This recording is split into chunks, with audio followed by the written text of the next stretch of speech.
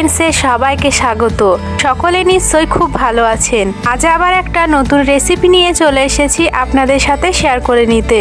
আজ আমি যে রেসিপিটা বানাবো তার জন্য আমি মাছটাকে কেটে ভালো করে ধুয়ে তেলে ভেজে নিয়েছি, সেগুলো আর দেখালাম না। আর এখানে পেঁয়াজ কেটে নিয়েছি, কাঁচা লঙ্কা কুচি করে নিয়েছি, আর কিছু লঙ্কা মাছের সাথে ভেজে নিয়েছি।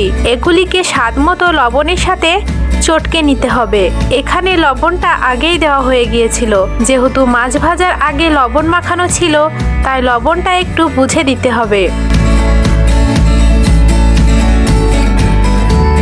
এবার একে একে মাছের পিসগুলি সাবধানে ভেঙে নেব।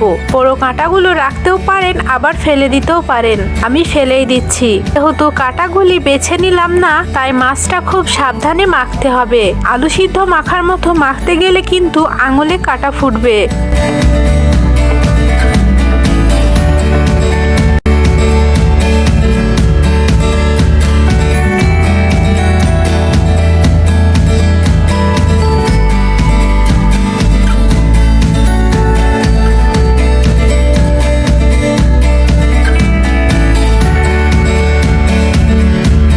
যাই হোক, এবার এর মধ্যে দিয়ে দিচ্ছি সরষের তেল। এবার এটাকে বেশ মেখে নেব, তাহলেই রেডি হয়ে যাবে ঝালঝাল মাছ ছানা।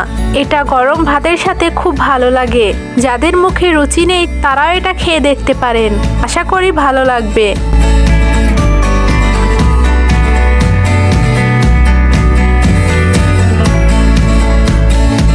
আজ এখানেই বিদায় নিচ্ছি। ভিডিওটা কেমন লাগলো অবশ্যই জানাবেন। সবাই ভালো থাকুন, সুস্থ থাকুন। ধন্যবাদ।